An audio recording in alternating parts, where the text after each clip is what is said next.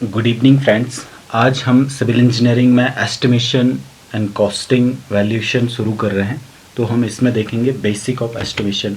तो सबसे पहले हम देखेंगे definition of estimation and costing.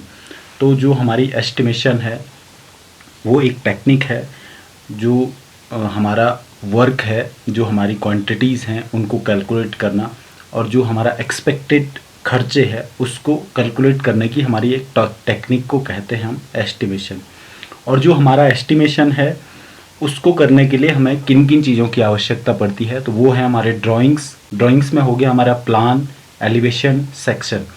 और जो हमारा दूसरा रिक्वायरमेंट होती है वो हमारी डिटेल स्पेसिफिकेशन। तो जो हमारा वर्क है उसके बारे में डिटेल स्पेसिफिकेशन होनी चाहिए, मटेरियल की, वर्कमैनशिप की, प्रॉपर्टीज़ की। तीसरा हमारा आता है standard schedule of rate of current year. जो हमारा करंट ईयर है उसके स्टैंडर्ड शेड्यूल ऑफ रेट होने चाहिए, और शेड्यूल ऑफ रेट जारी करता है पीडब्ल्यूडी, स्टेट पीडब्ल्यूडी या CPWD. Requirement for estimation and costing. तो estimation give an idea of the cost of work.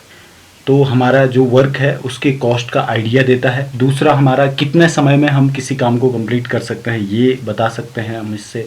तीसरा हमारा जो टेंडर्स हैं उनको इनवाइट करने के लिए कॉन्ट्रैक्टर को, इसके लिए भी हमको ज़रूरत पड़ती है। एस्टिमेशन हमारा जो खर्चे हैं उनको कंट्रोल, अगर हमारे पास एस्टिमेशन है, किसी चीज़ का एस्टिमेट बना रखा है हमने, तो हमारे खर्चे को हम कंट्रोल कर सकते हैं। और एस्टिमेशन हमको ये भी बताता है कि जो हमारे फंड्स हैं उसके अंतर्गत हम इस वर्क को कर पाएंगे या नहीं कर पाएंगे। Method of estimating. तो जो हमारे मेथड ऑफ एस्टिमेटिंग है उसमें पहला है प्रिपेयरिंग डिटेल एस्टिमेट। जो हमारा प्रत्येक आइटम है उनका हम डिटेल एस्टिमेट बनाएंगे, ये पहला है। दूसरा है calculating the rate of each item. तो हमारा जो प्रत्येक आइटम है उसका हम रेट कैलकुलेट करेंगे। तीसरा है हमारा प्रिपेयरिंग एब्स्ट्रैक्ट ऑफ एस्टिमेट।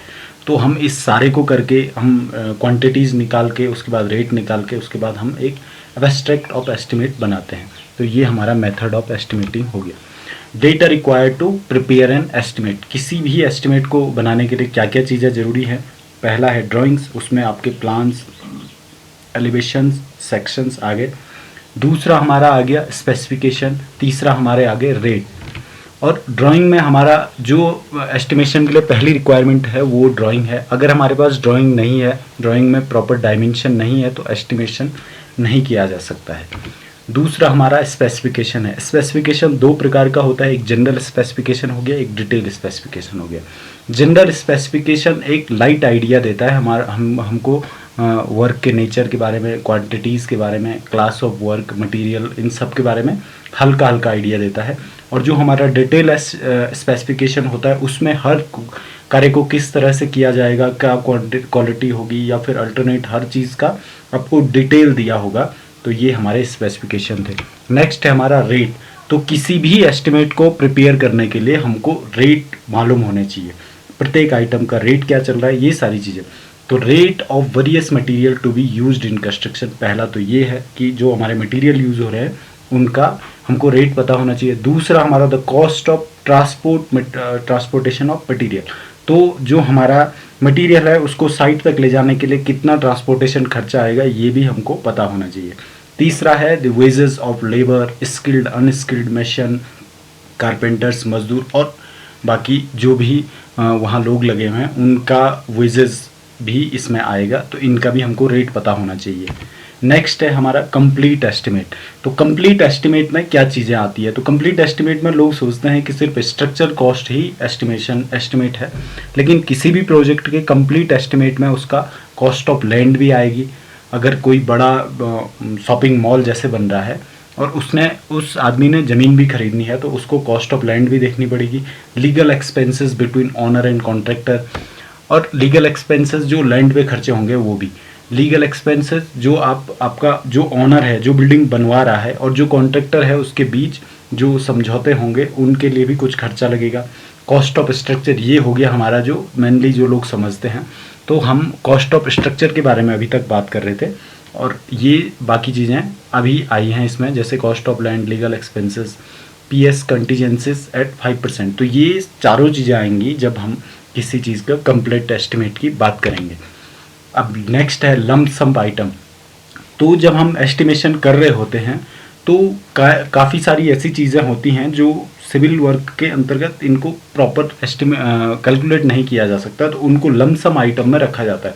और इनका किसी भी प्रोजेक्ट में एक परसेंटेज होता है कि इतने परसेंटेज में लमसम आइटम आने चाहिए, और जो हमने जो परसेंटेज निर्धारित कर रखा है तो उससे कम में ही वो सारे काम निपटने चाहिए। ऐसा नहीं है कि हमने 10% रखा, कोई प्रोजेक्ट 1 करोड़ रुपए का है और हमने उसका 10% रखा और खर्चा आ गया उससे ज़्यादा। तो लमसम आइटम में आपका आ गया water supply and sanitary arrangements, electrical installation like meter motor, ये सारी चीज़ें, architectural feature, contingency and unforeseen item, तो ये सारी चीज़ें आएंगी हमारी लमसम आइटम में। आखिरी में हमारा है वर्क चार्ज एस्टेब्लिशमेंट। तो वर्क चार्ज एस्टेब्लिशमेंट में वो सारी चीज़ें आती हैं जैसे प्रोजेक्ट को देखने के लिए, कंस्ट्रक्शन को करने के लिए हमारे पास सुपरवाइजर भी चाहिए, हमको वर्क असिस्टेंट भी चाहिए, वॉचमैन भी चाहिए। तो इन सारे लोगों को भी जो रखा जाता है तो इन पे भी कुछ खर्चा आता है, और इस खर्चे को वर्क चार्ज एस्टेब्लिशमेंट में रखा जाता है। तो ये भी हमारा एस्टिमेशन का पार्ट होता है और इसको 1 से 2% के आसपास रखा जाता है। तो इन सारी चीज़ों में भी ये भी एक खर्चा आता है। तो दोस्तों नेक्स्ट जो टॉपिक होगा एस्टिमेशन का, जिस दिन भी होगा, उसमें हम इससे आगे बढ़ेंगे। तो दोस्तों हमारे चैनल को सब्सक्राइब करें, वीडियोस को लाइक करें, अपने दोस्तों के साथ शेयर करें।